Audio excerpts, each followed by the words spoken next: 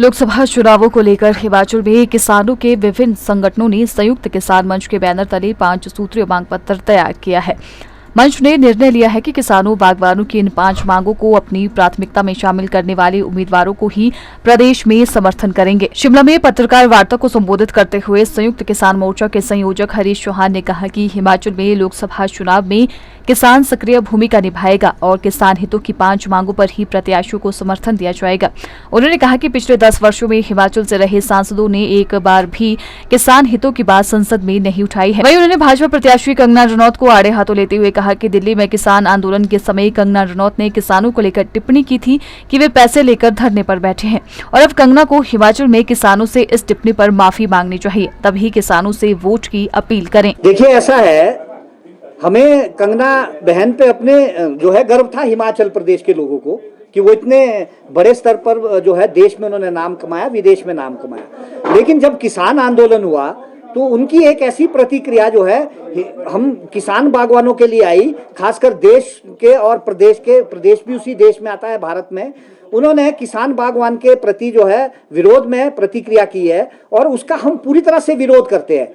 मैं आप सबके चैनल के माध्यम से कहना चाहता हूं कि जो आपकी उस वक्त की प्रतिक्रिया थी उसके लिए सबसे पहले आप प्रदेश में माफी मांगिए, क्योंकि आज आप जो है चुनाव लड़ रही है तो पहले तो सबसे पहले प्रदेश के साथ साथ देश के किसानों बागवानों से माफी मांगिए, तभी हिमाचल प्रदेश का किसान बागवान आपका जो है किसान बागवान माफी दे सकता है। क्योंकि किसान बागवान जो है वो जो है उदार दिल का होता है, मेरा ये कहना है। और जब तक वो माफी नहीं मांगती तो निश्चित रूप से उनका विरोध रहेगा। उनका बयान ये था कि भाई जितने ये किसान बागवान यहाँ बैठे हैं, उस पे दिल्ली में बैठे हैं आंदोलन पे, ये जो है इनमें कुछ किसान बागवान जो है वो खरीद फरोख्त करके यहाँ पर लाए गए हैं या उनको जो है यहाँ पर जो है पैसे के जोर पे यहाँ पे लाया गया है। तो किसान बागवान तो अन्नदाता अपनी लड़ाई लड़ रहा था, जिस लड़ाई को 3 कानून जो भारत सरकार ने लाए थे, जिसको आदरणीय प्रधानमंत्री महोदय ने बाद में उसको वापस भी किया, उन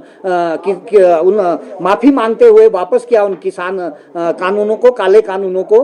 तो उसके एवज में जो है कंगना बहन ने, जो कंगना बहन जी हमारे मंडी से चुनाव लड़ रही है, उन्होंने इसके एवज में एक स्टेटमेंट दी थी जिसका विरोध जो है पूरे देश के किसानों बागवानों ने किया था। आज जब वो चुनाव लड़ रही है तो इस चुनाव में निश्चित रूप से पहले उनको किसानों बागवानों से माफी मांगनी चाहिए। देखिए, ऐसा है, विक्रमादित्य जो है संयुक्त किसान मंच के जो है वो साथी रहे हैं। आपको पता है कि पहला जो सम्मेलन यहाँ पर हुआ था संयुक्त किसान मंच का, विक्रमादित्य सिंह उसमें एज ए बागवान के नाते उसमें सदस्य बने हमारे साथ। जब वो संयुक्त किसान मंच के सदस्य है तो निश्चित रूप से हमारी उनका सहयोग बनता है। लेकिन हमारा कंगना जी का भी विरोध नहीं है। कंगना जी का विरोध तो उनकी जो बड़बोली जो उनका वक्तव्य आता है उसकी वजह से जो किसानों बागवानों के लिए उन्होंने किया है। साथ में जो है नीतियां भारतीय जनता पार्टी की रही है, आयात शुल्क को पिछले 10 साल में नहीं बढ़ाया गया। जो हमारा खासकर जो जीएसटी है उसको जो हम मांग कर रहे थे कि जीएसटी को एग्जम्प्ट कर दिया जाए, वो नहीं किया गया। कर्जा माफी नहीं हुई।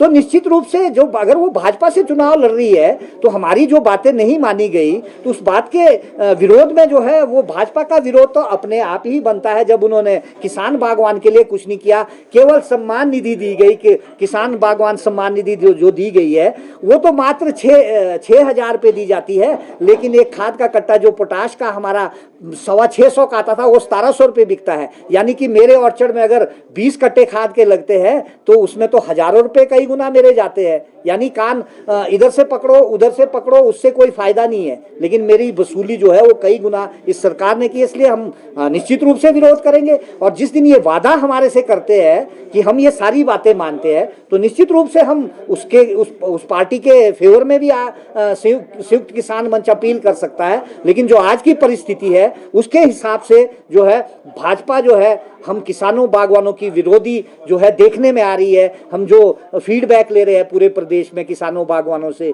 तो उसमें तो किसान बागवान विरोधी जो है ये मानी जा रही है। सबसे पहली बात तो ये है कि अभी तो हमारा जो 5 सूत्रीय मांग पत्र है वो दोनों पार्टी के पास गया ही नहीं है।